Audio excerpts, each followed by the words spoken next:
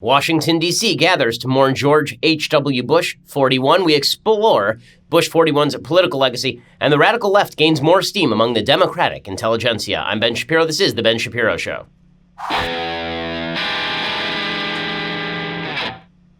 Okay, so I do want to get to everything Bush-related. I also want to get to Elizabeth Warren, who even the New York Times is now acknowledging sort of blew herself up at the behest of President Trump. But we begin today by talking a little bit about why you should probably be diversifying. Have you seen the stock market this week? It is not great, okay? The stock market in the last 2 days has dumped about 1,500 points. So things are not going awesome in stock market world, and that's because things are pretty volatile right now. There's a lot of worry about trade wars. There's a lot of worry about the national debt. And that's why you should at least be diversified. You should have some of your money in precious metals. Can you afford another hit to your retirement like the last downturn when the S&P dropped 50%? Probably not, which is why you should at least have some of your money in precious metals. Trust the folks over at Birch Gold Group. They have thousands of satisfied customers, countless five-star reviews, and A+ rating with the Better Business Bureau. It's the holidays. You get gifts for everyone, so get yourself a free gift, the gift of understanding how to diversify, by going over to birchgold.com/Ben. You get a free information kit on physical precious metals. See if diversifying into gold and silver makes some sense for you.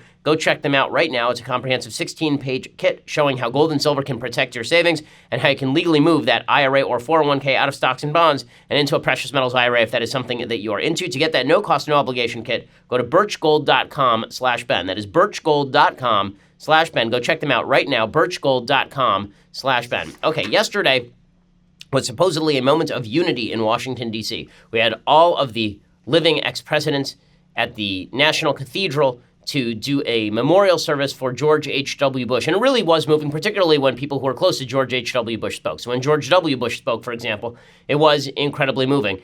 That, however, was not the main headline that came out, because that was never going to be the main headline that came out. Whenever there's a political gathering, let's face it. Okay, when there's a memorial like this, we all get together for 5 minutes and we pretend that we still have something in common. And it's just like a family reunion at Christmas or at Hanukkah or at Thanksgiving. You all get together and go, oh, remember, we're all family. And by halfway through the meal, everybody's throwing food at each other and trying to club each other with the empty bottle of Martinelli's. And that's basically how things are. Yesterday at the National Cathedral, the good part was everything that genuine friends and family of George H.W. Bush had to say. Here was George W. Bush talking about his father. Dad taught us that public service is noble and necessary, that one can serve with integrity and hold true to the important values like faith and family.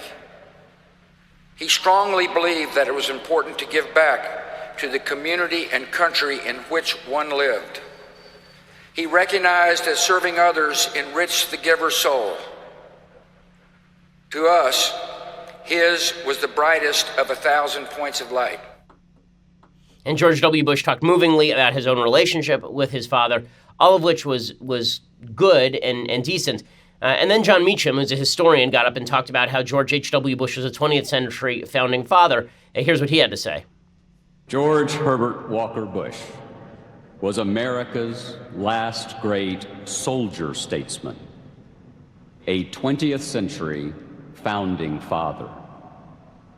He governed with virtues that most closely resemble those of Washington and of Adams, of TR and of FDR, of Truman and of Eisenhower, of men who believed in causes larger than themselves.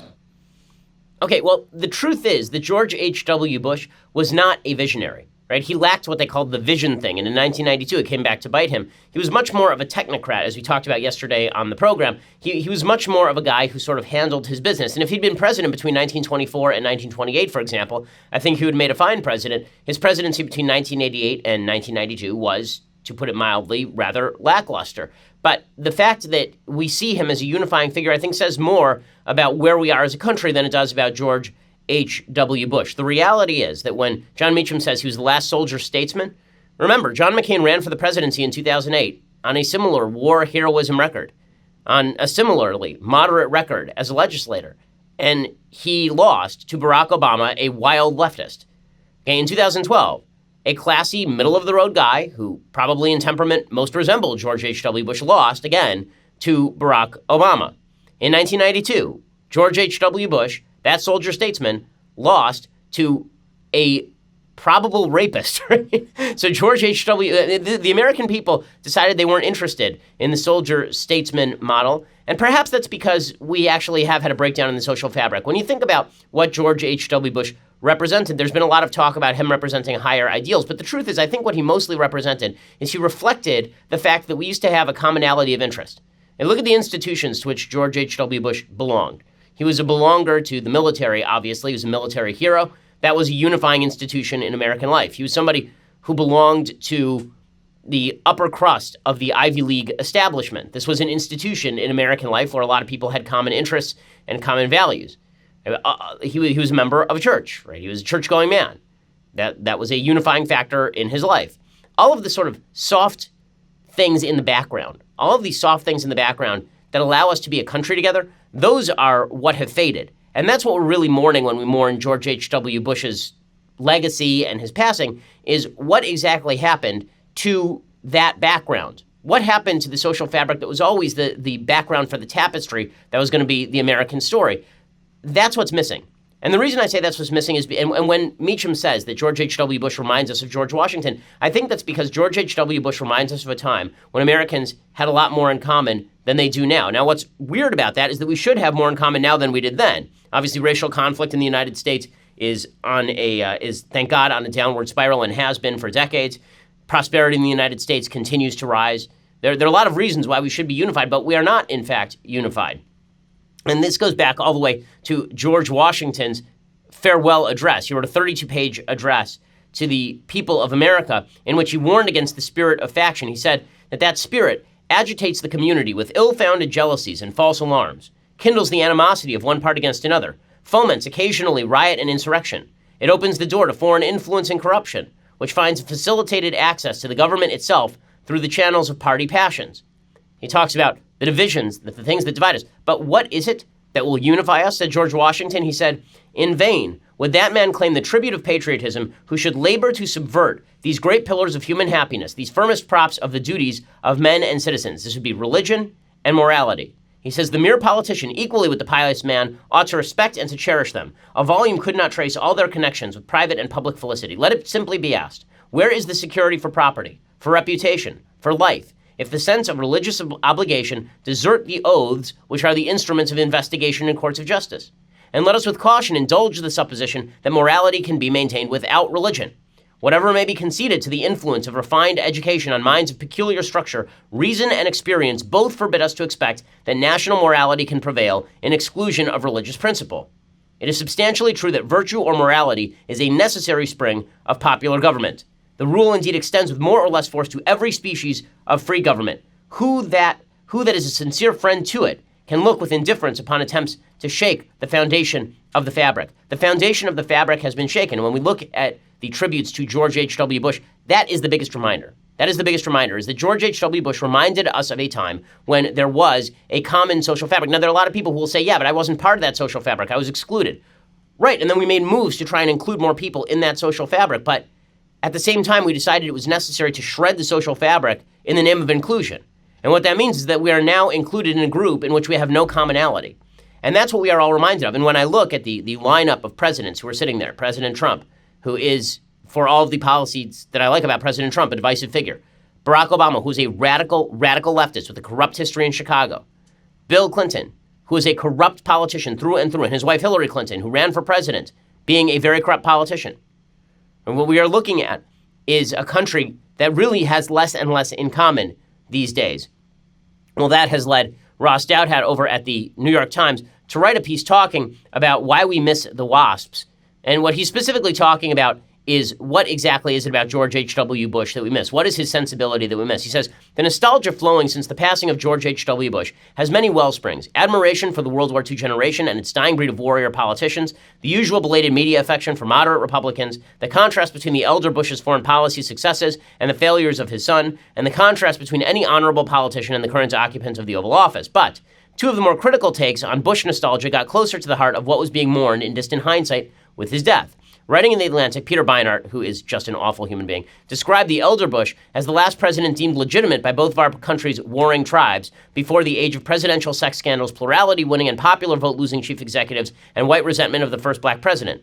Also in The Atlantic, Franklin Foer described the subtext of Bush nostalgia as a fondness for a bygone institution known as the establishment, hardened in the cold of New England boarding schools, acculturated by the late-night rituals of skull and bones, sent off to the world with a sense of noblesse oblige.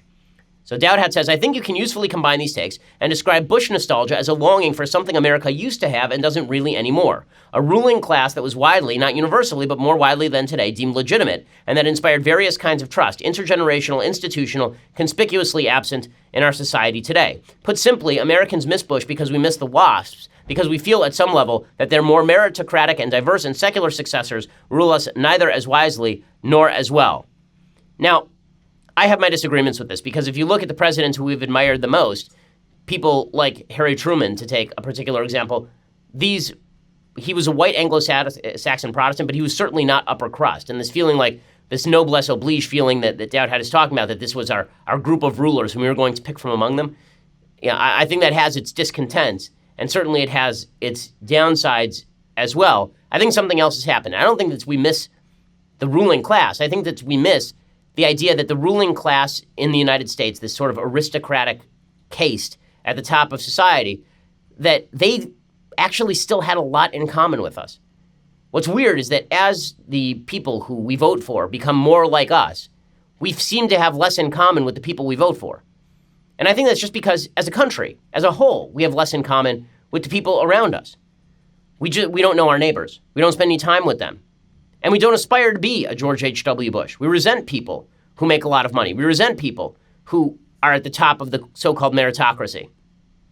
I want to talk a little bit more about that in just a second. First, let's talk about something that you can do for yourself this holiday season to make yourself look like $1 million. And that is, you can get a watch that looks like that. Look at this watch. This is a really nice watch. How do I know it's a really nice watch? Because I wear it every day. It is a movement watch, MVMT.com. They've sold over 2 million watches worldwide, and you'll be sure to find the perfect holiday gift this season when you head over to MVMT.com. You know I'm all about supporting ground-up entrepreneurs who work hard for what they want, which is why I love Movement so much. They're a true success story. It makes wearing their products that much more meaningful. They came up and made a name for themselves in one of the most established markets in the world. They've reached exponential growth. There's a reason for it. Their product is really good. And they're not going to give you watches that tell you 8 different time zones and try and measure how many steps you take today. Instead, they just tell you the time in a spare, minimalist, classy-looking package. Movement watches start at just $95. You're looking at $400 for the same quality from a traditional brand. Not only do I wear a Movement watch, so does my wife, so does my mom, so does my father.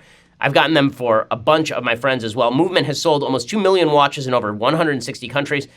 Right now, they have awesome gift boxes and packages for the holiday season. If you need help giving the perfect gift this Christmas, but you don't know where to start, the guys over at Movement Watches have your back. They've curated all your favorite styles into special gift boxes for you, so you can absolutely crush this holiday season without the added stress. Get 15% off today with free shipping and free returns by going to mvmt.com/Shapiro. Movement launching new styles on their site all the time. Go check them out.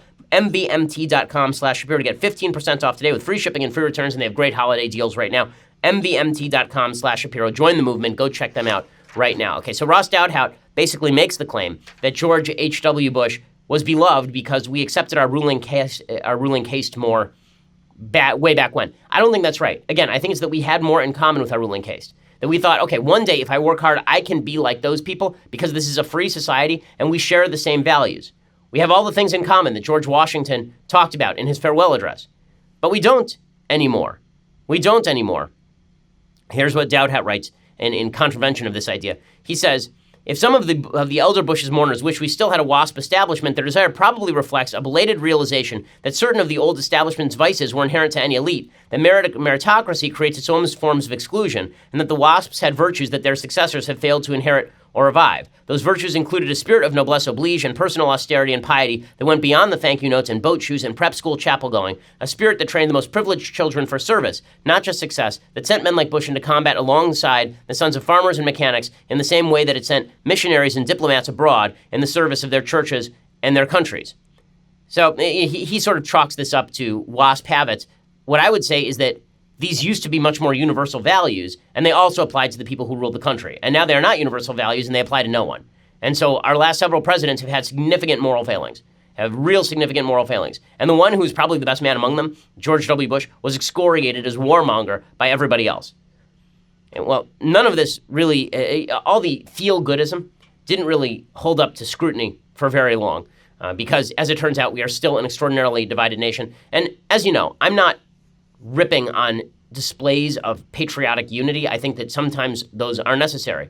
But it is hard not to look at the display yesterday in which you had President Trump sitting next to Melania, sitting next to the Obamas. The Obamas despise the Trumps and probably vice versa. And then you have the Obamas sitting next to the Clintons. The Obamas despise the Clintons and the Clintons despise the Trumps. And they all despise each other. And not think to yourself, maybe we as a country have lost something. Right? And that's not a rip on Trump specifically, or even Obama specifically, or even Clinton specifically, although I have serious problems with all of the aforementioned. It does raise questions as to what we as a country have in common when our leadership has virtually nothing in common with each other. And you can see that in some of the video from yesterday. So some of the video from yesterday that was going viral was Hillary Clinton purportedly snubbing the Trumps. And I can see the media trying to gin this up. I am unclear as to whether Hillary Clinton is actually spurning Melania Trump here. It would not be supremely surprising if she were, but I think it's a tape that can be read both ways. What certainly cannot be read both ways is the media coverage of it. So here's what it looked like when Donald Trump and Melania Trump sat down next to the Obamas and the Clintons. So what you will see is Melania and Trump, they're shaking hands with people, and Trump reaches over, he shakes hands with Michelle Obama, and then the Clintons sort of look away from him. Shaking the hands of the Obamas, the Clintons did not acknowledge President Trump. So obviously the media very into the idea that all these people hate each other, because the truth is, we all know deep down they really do hate each other. But you know what the media hates most of all? What the media hates most of all are the Trumps. So MSNBC went nuts over Trump. Now, Trump's behavior at the funeral was nothing, right? I mean, like, he didn't do anything wrong at this memorial service. Trump's behavior at the memorial service was perfectly normal. That didn't stop the media from losing its ever-loving mind over his presence at the funeral. What I love is all of the people in the media saying, well, Trump ripped on George W. Bush, and he ripped on Jeb Bush, and he was mean to them, so he shouldn't have shown up. Does anyone remember Barack Obama calling George W. Bush a war criminal, in essence? He did it a lot. Does anybody remember Bill Clinton going after George H.W. Bush in 1992, excoriating him, trying to destroy him? Does anybody remember any of this? Politics is a partisan game. But the media were very upset that Trump would even be in the same vicinity as an event that people have emotional attachment to. So here's MSNBC going nuts over President Trump. There has not been an example since he emerged on the political stage of him being able to see anything as not about him. Right, it's everything all about is him. about. Right. So this was a service. It was not about him, No, and I have to believe not about him. Right. And the premise of being invited was that at least for maybe 2 hours you'd stop all this, and it's Right. not about you, and just Right. take it in. And it really wasn't about him, and you could completely ignore him. I mean, because all he could do was sort of sit there, and the rest of the program went on. Okay, so MSNBC is very upset that Trump did not make it about himself, but it was still all about him. Okay, Don Lemon was even worse. He says that Trump should not have even shown up to the funeral after talking smack about George W. Bush. Again, the great meeting of the mental luminaries Don Lemon and Chris Cuomo on CNN discuss. I don't think that's respect for the human being if you talk smack about them, if you say the nastiest things about them, if you treat them as subhuman, and then you want to show up at their funeral. Really? Hell, I'll tell you what. no. I'll tell you what. First of all, the Bushes invited President Trump, right? Senator McCain's family didn't invite President Trump, so President Trump didn't show up. The Bush family invited President Trump and wanted him there specifically for the show of unity. But it doesn't matter. Trump can obey the wishes of the Bush family, and he still will get ripped up and down. The Washington Post's coverage of this was particularly absurd. They have a piece by Greg Jaffe today that says, at George H.W. Bush's funeral, a magisterial presidency meets one diminished by division. Are we going to pretend that George H.W. Bush's presidency wasn't diminished by division? That his presidency was purely magisterial? Is that what we're going to do now? He served one term, and then he lost because a third-party candidate won 19% of the vote. But apparently, you know, every opportunity to use George H. Bush to contrast to Trump, as opposed to contrasting what the country was in 1990 and maybe before with the spirit of America now. No, it's all going to be about Trump. Greg Jaffe at the Washington Post writing, the men who came to eulogize former President George H.W. Bush spoke of the 41st president and the American presidency on Wednesday in broad and magisterial terms. But the words of praise for Bush seem to contrast with the jarring reality. A generation after he left office, the presidency has become all-consuming in American life, yet it has also never seemed smaller and more prone to failure. I don't think they would be writing the same thing about Barack Obama, who militarized the executive branch against his political enemies. That wasn't the only article on the front page of the Washington Post website. They had another article that said, Bush funeral. Trump sits with fellow presidents, but still stands alone. This one from Philip Rucker. From the moment he crossed the transept of the soaring Washington National Cathedral, tore off his overcoat, and took his seat in the front pew, President Trump was an outsider. When the others sang an opening hymn, his mouth did not move. When the others read the Apostles' Creed, he stood stoically. And when one eulogist after another testified to George H.W. Bush's integrity and character and honesty and bravery and compassion, Trump sat and listened, often with his lips pursed and his arms crossed over his chest. So now we're doing body language breakdowns of President Trump at a funeral for national unity. Well done, Washington Post. Really good stuff. Also, I do love there are a lot of people very upset that President Trump and Melania didn't say the Apostles' Creed, while other people said the Apostles' Creed. Are we supposed to pretend that Bill Clinton saying the Apostles' Creed makes him a saint? That suddenly Bill Clinton gets canonized because he was saying the Apostles' Creed? He's a true Christian, Bill Clinton. You know, when he's not stooping everything in sight, with or without consent. We're supposed to pretend that that is just a sign of decency now. The Washington Post continues, Wednesday's state funeral was carefully orchestrated to be about one man and his milestones, Bush the father, the friend, the war hero, but inevitably it became about Trump too, for it was impossible to pay tribute to the 41st president without drawing implicit contrast with the 45th. I've been saying this for days, that the reason the media are doing a lot of the over-the-top hagiography of George H.W. Bush is specifically in order to tear down President Trump. That was pretty obvious from the outset. Look, you can look at George H.W. Bush and miss maybe a time when Americans valued statesmanship, but let's not pretend that the end of statesmanship began with President Trump, because that is a bunch of nonsense, and we all know it. We all know it. And in a second, I want to talk a little bit about George H.W. Bush's sort of reaction to President Trump, and I also want to talk about the Democrats preparing for 2020. But first, let's talk about how you cook your dinner. With the holidays fast approaching, meal prep is the last thing you want on your plate. You don't want to be schlepping on over to the grocery store, trying to figure out a recipe, buying too much of the ingredients, coming home, making a giant mess. What if cooking delicious, wholesome meals is actually easy? Well, it can be with Blue Apron. Folks around the office have been using Blue Apron for months. They say that it is fantastic. It's such a great idea. I mean, having these prepackaged meals essentially made for, you make them for yourself, right? All the ingredients come prepackaged, the freshest ingredients, the best ingredients, and the best recipes, and you're cooking like a gourmet in your own home. It's pretty amazing. Blue Apron really gives everyone a better way to cook. They take the chore out of meal prep, and they give you creative and mouth-watering options that fit your taste. Check out this week's menu. Get your first 3 meals for free at blueapron.com/Shapiro. These are meals we're sharing on social media in as little as 20 minutes. It's blueapron.com/Shapiro. I'm looking at some of these meals right now. This is the stuff you could be making. Seared steaks and loaded mashed potatoes. Panko-crusted chicken and maple dipping sauce. Creamy saffron risotto. I mean, this is solid stuff, and you could be making this in your own home yourself, like a gourmet. Blueapron.com/Shapiro to get your first 3 meals for free. Blue Apron is indeed a better way to cook. Go check them out right now. Okay, so while all this mourning for George H.W. Bush goes on, and while we contrast the era of George H.W. Bush and maybe the social fabric of George H.W. Bush with today's social fabric, it is important to note, as I said yesterday, that George H.W. Bush and the establishment Republicans' disdain for people who are not of the elite did breed a backlash. So here's what Rod Dowdhout is right over at the New York Times. When he says that there's a nostalgia for a sort of aristocracy in the United States, let's not pretend that that did not create a backlash. It absolutely did. One of the things that always used to make me a little sick to my stomach was watching as the Bush family embraced the Clinton family.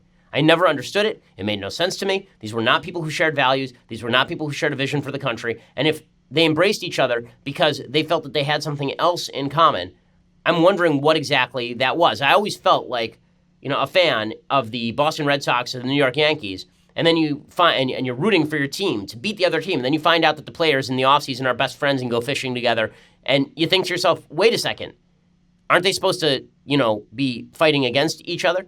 That doesn't mean they should be beating each other's brains in, but the sort of warmth that Bush showed toward the Clintons, the Bush family showed toward the Clintons, was always off-putting to a lot of people who felt like this was more of an evidence of an inborn elite who had decided to associate with each other than people who were really unified with the American people per se. So when Maureen Dowd says that George H.W. Bush cursed about Trump and threw his shoe at the TV whenever he appeared, that creates a rather large backlash against exactly the sort of aristocracy that Ross Dude had us talking about. HW was talking about how much he liked Bill Clinton and Obama, and I said, what do you think of this Trump birther thing? And he just said, in essence, he's a jerk, with a different word. And I think I heard later that he was throwing a shoe at the television set when Trump came on. And this is why the media, of course, are doing a hagiography of George H.W. Bush, because this is what they want. They want this division.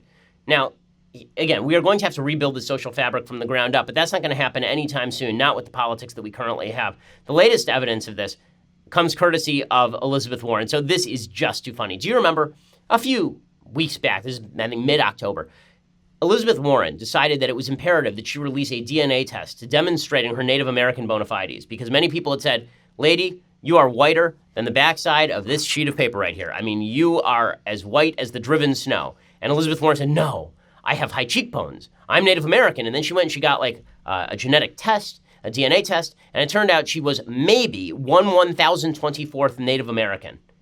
And the media celebrated this. We read the headlines at the time. The media said, she has been vindicated. She's a Native American. How dare you question her ancestry? Well, the rest of us were like, that's not what the test showed. And also, what?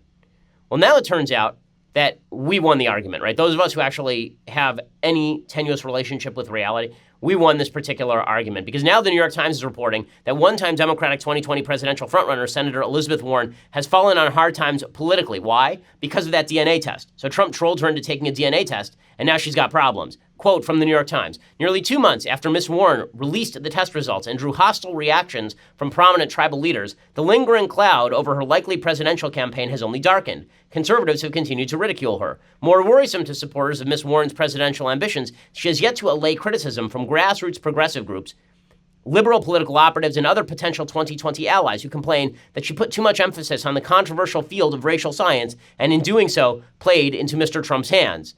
So she tried to break into the intersectional group by releasing a DNA test, and everybody's like, nah, lady, you're white. Not allowed. So it's really fun to watch all of these upper crust white candidates try to break into the intersectional battleground that the Democratic Party has become. On the one end, you have somebody like Kirsten Gillibrand, another rich white lady, who tweets out, our future is female intersectional, powered by our belief in one another. And we're just getting started. As my friend and business partner, Jeremy Boring, says, I'm not sure why she's allowed to assume the gender of the future. That seems transphobic. But in any case, Warren went even further. In an attempt to prove she could compete with all the other minority candidates, she didn't just pay tribute to intersectionality. She tried to become part of the intersectional coalition, and she looked really bad doing it. And now the New York Times is recognizing this. So how's the Democratic Party breaking down for 2020? Well, they've got the intersectional radicals. Then they've got the establishmentarians.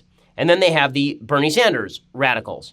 And this means that if you had to name the people who are the top candidates right now, it would be from the establishment, Joe Biden, from the intersectional side, Kamala Harris, and from the Sanders bro flavor of the month, that'd be Beto O'Rourke. So those would be your top three candidates if you had to handicap this race right now. All three of them are increasingly radical, and Elizabeth Warren was not radical enough. She tried to break from the Sanders bro area of the Democratic Party into the intersectional area of the party, and she failed dramatically because, as it turns out, there are serious gaps between these three sections of the party if you are a Democrat. And these gaps are only going to get larger as the Democratic Party becomes more and more radical on a wide variety of issues. Take, for example, the issue of intersectionality. So intersectionality now demands that we ignore anti-Semitism in favor of more put-upon intersectional groups, right? We've talked about this in the past. That intersectionality, for those who don't know, is a theory that says that everybody's experience is defined by their group identity. So if you're a black person, you have a different experience in America than a white person. If you're a black woman, you're a member of two intersectional groups, and those overlapping experiences, those intersecting experiences define your life in America. And we can determine how seriously to take your opinion or how victimized you have been, which are flip sides of the same coin in leftism, by how many intersectional groups you belong to. Well, when it comes to this intersectional hierarchy, we rank various groups by level of victimization in American society. Jews, because they are economically successful in the United States, rank very low on the intersectional hierarchy. So the left has decided that anti-Semitism is no longer a problem. They are not going to focus in on serious anti-Semitism unless they can shout about anti-Semitism in order to bash President Trump like they did after the Pittsburgh white supremacist shooting. Thus, you now have several members of the Democratic caucus who have come out in favor of the openly anti-Semitic proposal to boycott, divest, and sanction the state of Israel for building extra bathrooms in East Jerusalem. And they're still willing to hobnob with folks like Mark Lamont Hill. Mark Lamont Hill recently fired from CNN after going to the UN and shouting the Hamas slogan, "From the river to the sea, Palestine shall be free." Well, it turns out that just a few months ago, nobody cared about this, back a few months ago, September 2018, Mark Lamont Hill suggested that the Jews were poisoning the water of the Palestinians. Okay, that's called the blood libel. For those who don't know any Jewish history, okay, back during the Crusades, there were suggestions, lies, back in the 11th and 12th centuries, there were lies that Jews had been poisoning the wells of Christians in order to kill them.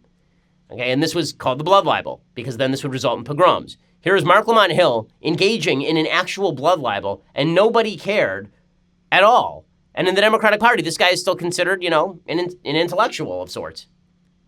How can you romanticize nonviolence when you have a state that is at all moments waging war against you, against your bodies, poisoning your water, limiting your access to water, locking up your children, killing you? We can't romanticize resistance. Poisoning your water. Yes, he gets away with that. No problem at all. And on the intersectionality side of the Democratic Party, it gets even more radical when we get to gender. And then wait till we get to sort of the Bernie Sanders side of the party, which is becoming more radical as well. So for all the Democrats who think they're going to just walk over President Trump in 2020, all I would say is look to your own house first, guys. We'll get to all that in just a second. First, let's talk about your Second Amendment rights. You're a gun lover, and you're running out of time. Why? Because you could hit the range tomorrow with a brand new gun. I know that I would love to do so, and the USCCA wants to make that dream come true for you right now. They're here to help train and protect responsible gun owners like you and me. And right now, they're giving away free guns every day, so you have to check them out. They're giving you up to 24 chances to win a different gun every single day, but it all ends soon. Just text SAFE to the number 87222 and get entered right now. You could get up to 24 chances to win your gun daily. It could be 24 Kimbers, 24 Glocks, 24 new SIGs. All you have to do is text the word SAFE, S-A-F-E, to 87222 and reveal which gun you could be taking home today. But this all ends soon. Today's gun disappears at midnight tonight. These guys are doing some really great things. They provide you all sorts of services other than the ability to win a free gun. All you have to do right now to get yourself involved is text SAFE to 87222. Get your free entry to win that SAFE to 87222. There are folks who provide you the legal assistance necessary if, God forbid, you actually have to fire a gun at somebody. They give you all the educational background that you need. They give you all sorts of other services. And again, you could win a new gun today just by texting SAFE to 87222. Go do it right now. The USCCA making the lives of gun owners in America better every day. Text SAFE to 87222. Go check that out right now. Also, make sure that you go subscribe over at dailywire.com. For $9.99 a month, you can get the rest of this show live. You can also get the rest of Michael Knowles' show live, Andrew Klavan's show live. You get all of these wonders when you subscribe. Plus, coming January, if you subscribe, you get 2 extra hours of me a day. So you think that I race through the news at lightning pace on this podcast? Wait until I actually have the ability to expand on my thoughts in a full 3-hour format, because that's what begins in January. Go check it out right now over at Daily Wire. For $99 a year, you get that. All of that, plus this, the very greatest in beverage vessels. We are on the road, and as you know, our magical leftist Tears Hot or Cold Tumbler has an invisibility, a cloaking device. And I just hit the button, and it disappears. When I get back to Los Angeles, I will hit the button, and it will automatically reappear. I can't say it works for everyone. I can't promise you that if you get a tumbler that will actually be one of the features of the tumbler. I can say that it may or may not be true. In any case, go check that out. You get all of those things. And subscribe over at YouTube or iTunes. Leave us a review. We really appreciate it. We were one of the top 10 downloaded podcasts in America, according to iTunes, for the year 2018. Thank you so much for doing that for us. Tell all your friends to subscribe so we can continue that growth trajectory leading up to 2020. Go check us out right now. We are the largest, fastest growing conservative podcast in the nation.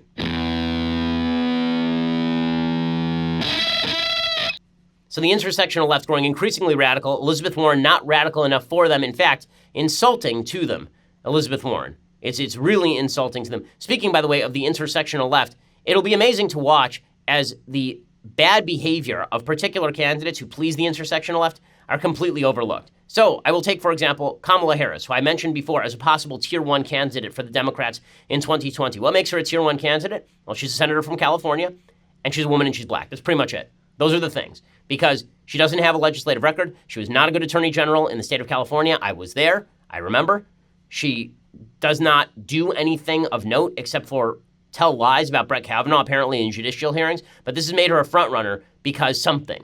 Okay, but she's such a front runner. She's so high on the intersectionality scale that she can get away with ignoring the fact that a longtime top staffer of hers just had to pay out $400,000 in a harassment and retaliation settlement, and she didn't do anything about it.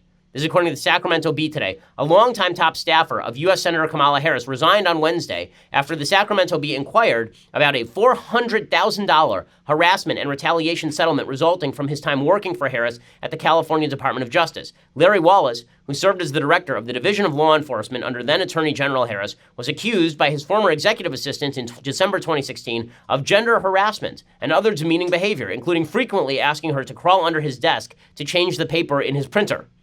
The lawsuit was filed December 30th, 2016, when Harris was still Attorney General, but prepping to be sworn in as the Democratic senator. It was settled less than 5 months later, in May 17, by Xavier Becerra, who was appointed to replace her as Attorney General. By that time, Wallace had transitioned to work for Harris as a senior advisor in her Sacramento office.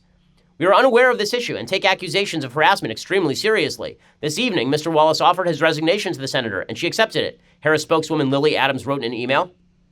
I love this. Harris, who said she will decide over the holidays whether to run for president in 2020, has been a prominent figure in the MeToo movement.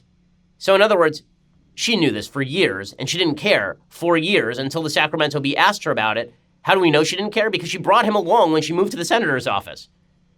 Right, so sexual harassment, don't worry. They'll cover up for Kamala Harris. There's no way they're going to let Kamala Harris go down on something like this. The same thing is true of folks on the left who are, it's not just her. There's a story out of New Jersey today that's astonishing about the New Jersey governor, Governor Murphy. Well, Governor Murphy is a new Democratic hero, Governor Murphy, but it's okay, because he's a Democratic hero, for him to have overlooked allegations of sexual assault in his administration. This is according to Andrew Seidman over at the Philadelphia Inquirer. An official in the Murphy administration described in harrowing terms Tuesday how high-ranking members of Governor Murphy's campaign and staff, including the governor himself, failed to act when she tried to alert them about a campaign aide who she says raped her. I had access to people in the highest positions of power in the state of New Jersey. Katie Brennan, chief of staff for the state's housing agency, testified during a legislative hearing. At each turn, my pleas for help went unanswered. Somehow, it wasn't a priority to address my sexual assault and working with my rapist until it impacted them. So she testified about all of this. This is the first major scandal for Governor Murphy. But is it going to take him down? Of course not. Of course it's not going to take him down. He's a Democrat. Let's not be silly. Okay, the current senator from the state of New Jersey was embroiled in sexual allegations about underage prostitutes in Puerto Rico and is still, or in the Dominican Republic rather, and is still doing just fine. Right, so New Jersey Governor Phil Murphy will survive all of this and continue to be a Democratic star because Democratic priorities trump all else. So the intersectional nonsense that the Democratic Party continues to embrace will continue to unfold before us in real time, ignoring all of the downside. Speaking of intersectional nonsense today, the American Association of University Professors, which is this highfalutin group of university professors, they've decided that there are not two sexes. They're no longer two sexes. So intersectionality picking up steam as we go on. It's not just intersectional wings of the Democratic Party that are moving far to the left. It is the economic wings of the Democratic Party that are also moving increasingly far to the left. Their latest bugaboo, the thing that they are going to use to scare everybody into giving them control of the economy, is, of course, global warming.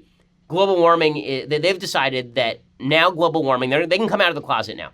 Global warming is going to be the tool that they use for global redistributionism. Despite the fact, by the way, that the United States is the #1 carbon emissions reducer this year on planet Earth, and the fact that global carbon emissions continue to increase thanks to countries that are signatories to the Paris Accords. Right, this is according to the Washington Post today. Global emissions of carbon dioxide are reaching the highest levels on record, scientists projected on Wednesday in the latest evidence of the chasm between international goals for combating climate change and what countries are doing. Between 2014 and 2016, emissions remained largely flat, leading to hopes that the world was beginning to turn a corner. Those hopes appear to have been dashed. In 2017, global emissions grew 1.6%. The rise in 2018 is projected to be 2.7%. Why? Well, let's see. It says the unmitigated growth of carbon emissions, 4.7% increase thanks to China. The United States basically kept level with its prior increases. EU dropped. India increased by 6.3%. The expected increase is being driven by a nearly 5% growth of emissions in China and more than 6% in India. As nations continue climate talks in Poland, the message of Wednesday's report was unambiguous. When it comes to promises to begin cutting greenhouse gas emissions that fuel climate change, the world is well off target. But this makes Democrats happy because this gives them an excuse, the Bernie bros, it gives them an excuse to push for vast redistribution of wealth. And of course, the person leading that charge in terms of vast distribution of wealth, Alexandria Ocasio-Cortez. Now, again, I don't mean to pick on Alexandria Ocasio-Cortez. She just says dumb stuff a lot. It is also true that if were Alexandria Ocasio-Cortez an actual presidential candidate, there's a good shot that she would wipe out everybody else in the Democratic Party in the primaries. I kid you not. A first-term congressperson. She could easily, Barack Obama was in Congress for 5 seconds before he ran for president. If Alexandria Ocasio-Cortez were to run for president, she can't. She's ineligible. She's too young. If she were old enough to run for president, she would do serious damage on the Democratic side because she spans two of the groups. So again, there are three groups in the Democratic Party: the establishment, the Bernie bros, and the intersectional group. She spans the intersectional group and the Bernie bros. And she knows how to pay homage to the establishment group. You have to have two of those groups in order to win a primary. There are very few of these candidates who do. Well, Alexandria Ocasio-Cortez, using the climate change issue as a baton to wield against the United States economy, here she is explaining that climate change is going to establish economic justice across the world, meaning redistributionism. It's not just possible that we will create jobs and economic activity by transitioning to renewable energy, but it's inevitable that we are going to create jobs. It's inevitable that we're going to create industry. And it's inevitable that we can use the transition to 100% renewable energy as the vehicle to truly deliver and establish economic, social, and racial justice in the United States of America. That is sheer nonsense what she is saying there. She's saying basically that if you cram down enormous amounts of regulation and destroy the carbon basis for the economy, which is particularly effective for poor people, that this will somehow establish economic and racial justice. Really, they're trying that in France right now. You know what it resulted in? Massive riots in the streets and the government of France backing off their own carbon tax. So no, none of that is true, but she's saying the stuff that is necessary inside the Democratic Party. So the great hope for the Republicans is not that President Trump somehow pulls a rabbit out of the hat again in 2020. The great hope for the Republicans is that the divisions in the Democratic Party continue to widen, the divisions between the intersectional side and the progressive side, and that both of those sides continue to double down on the stupid, that both of those sides continue to grow more and more radical, that the intersectional politics of the left causes them to savage each other, which intersectionality inherently does, and that the progressive side, the Bernie Sanders side, continues to embrace more and more socialistic policies, including massive crackdowns on the U.S. economy. It was amazing. Bernie Sanders was tweeting out the other day that Europe has gotten their emissions under control. Why can't we do the same? Okay, so what carbon tax rate would Bernie Sanders prefer? It's always amazing. You never hear anybody on the left actually talk about the tax rates in Europe, which are exorbitant. We talked about it the other day. The tax on diesel fuel in France is 60%. The tax on unleaded gas in France is over 60%. There's not a country in the EU that has taxes on unleaded fuel below 50%. You think that'll work out well? You try that in the United States? It's real easy for all these folks to say this when we are the biggest booming economy in the history of the world. What happens when the United States economy drops? Do you think that Europe's going to be able to continue to grow economically if the U.S. destroys its own economy on the shoals of this environmental redistributionist nonsense? Of course not. Of course not. But Democrats will continue to promote it because they have lied to their base about the impacts of all of their proposed policies. Now, speaking of liars, this is an amazing story. Lena Dunham, who's the creator of Girls and just an awful person, she claimed she had inside information in November 2017 exonerating a writer named Murray Miller from claims by actress Aurora Perrineau that he had sexually assaulted her in 2012 when she was 17. Well, it turns out that she lied. So she issued a statement in 2017. She said, during the windfall of deeply necessary accusations over the last few months in Hollywood, we've been thrilled to see so many women's voices heard and dark experiences in this industry justified. It's a hugely important time of change, and like every feminist in Hollywood and beyond, we celebrate. We believe, having worked closely with Murray Miller, that he has been the wrong target. While our first instinct is to listen to every woman's story, our insider knowledge of Murray's situation makes us confident that, sadly, this accusation is one of the 3% of assault cases that are misreported every year. But on Wednesday, writing in The Hollywood Reporter, Lena Dunham offered an apology to Perrineau, beginning by celebrating the past year for unprecedented dialogue about issues like wage equality and systematic bias, and most notably sexually assault and harassment. But then she got to the issue. She said, so many of us have spent such a long time hiding our trauma. At least I know I had. And I walked around feeling like such a victim. And she talked about how tough she's had it. She says, I never stopped, much less stopped to consider that I might be capable of traumatizing somebody too. And so I made a terrible mistake. When someone I knew, someone I had loved as a brother, was accused, I did something inexcusable. I publicly spoke up in his defense. There are a few acts I could ever regret more in this life. I did not have the insider information I claimed, but rather blind faith in a story that kept slipping and changing and revealed itself to mean nothing at all. So Lena Dunham lied about having insider information exonerating a friend of hers in the MeToo movement, which again goes to show you that so many of these movements can be easily politicized for personal gain. It is astonishing. It is astonishing. Okay, in just a second, let's get to some things I like and then some things I hate. So let's do a thing that I like. The thing that I like today, so I had a plane ride yesterday. The thing that I hate is that this plane ride had no internet, but you were able to at least download the United app, and that meant that you could watch a certain number of movies. While I'd seen a lot of the movies that were there, I had not seen Borg versus McEnroe. I am a tennis fan, and this movie is really quite good. Shia LaBeouf basically plays Shia LaBeouf, actual cannibal Shia LaBeouf. He actually plays Shia LaBeouf, and he stars as John McEnroe and a guy whose name I'm going to mispronounce dramatically here, Sverre Gudnason. He, not even close, he plays Bjorn Borg. The movie is really first rate. Here's a little bit of the trailer.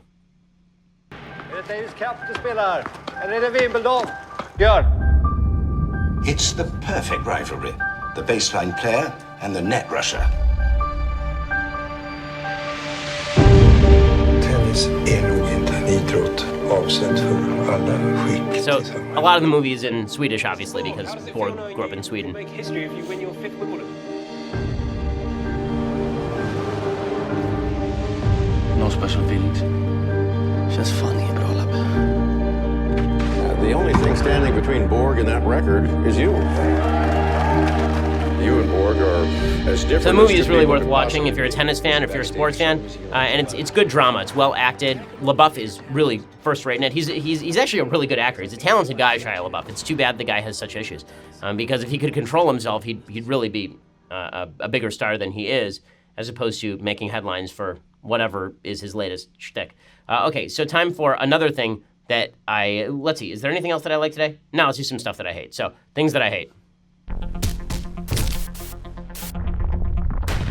Okay, thing that I hate, number one. So California is now looking to mandate solar power for new homes. According to the Orange County Register, California officially became the first state in the nation on Wednesday to require homes built in 2020 and later be solar powered. To a smattering of applause, the California Building Standards Commission voted unanimously to add energy standards approved last May by another panel to the state building code. Two commissioners and several public speakers lauded the new code as a historic undertaking and a model for the nation. The new provisions are expected to dramatically boost the number of rooftop solar panels in the Golden State. Last year, buyers took out permits for more than 115,000 new homes, almost half of them for single-family homes. Why do I hate this? Not because I hate solar energy. I'm fine with solar energy. I hate this because inevitably this is going to increase real estate prices because now it costs more to build a home. When the cost goes up, that cost is passed on to the consumer. Or, theoretically, it will be the state of California paying for the subsidy for all of this, which means raising taxes in the state of California yet again. The state of California is already running massive, hundreds of billions of dollars of debt, and the idea, trillions of dollars of debt if you count their unfunded liabilities. And if you look at all of that combined with the tax rates in California, which are the highest in the nation, let's just add some more regulation on top of that and increase real estate prices in the middle of a real estate shortage. Makes perfect sense to me. Just genius stuff happening in California every single day. But when there are no consequences to your activity because people in California vote basically straight line Democrat no matter what, then you can do presumably whatever you want. Okay, other things that I hate. So there's a story over at BuzzFeed News today about Neil deGrasse Tyson. This is really starting to gain steam now.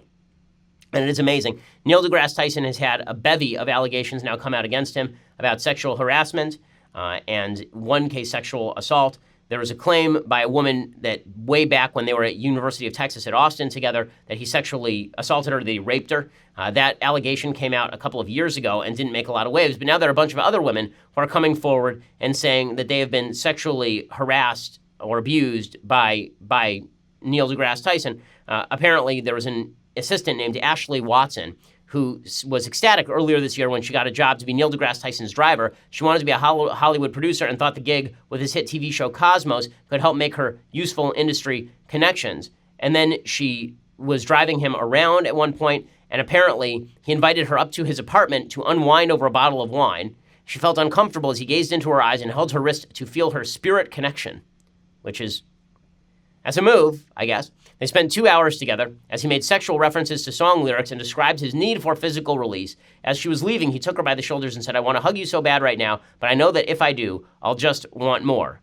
So she went to the line producer and reported the incident, and she resigned.